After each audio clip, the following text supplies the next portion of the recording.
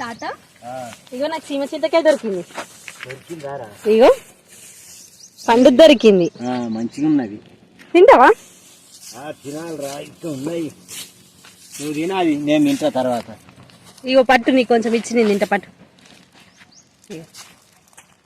మంచిగా ఉంటాయి కదా తాత ఇవి. మంచిగా ఉంటాయి. అసలు ఎక్కువ దొరకవు ఎక్కడ, మాకైతే ఇంకా అట్టేది మొత్తానికే దొరకవు. అన్ని కోతులు తింటానయ్యా.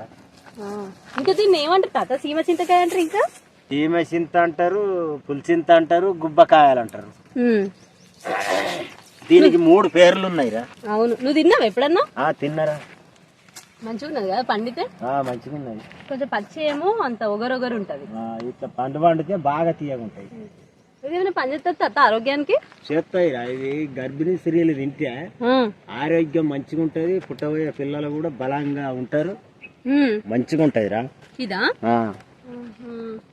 ఈ క్యాన్సర్ కూడా, క్యాన్సర్ కానాలు చచ్చిపోతాయి దీన్ని తింటే. అవునా? ఇది తింటే క్యాన్సర్ కణాలు చచ్చిపోతాయా? చచ్చిపోతాయి. క్యాన్సర్ కాకుండా ఉంటుంది ఇది తినాలి. ఇది తింటే మంచిది రా. వీటికి బాగుంటది, వీటికి విటమిన్స్ అనేది గట్టిగా మంచిగా ఉంటుంది ఇంట్లో. అవునా?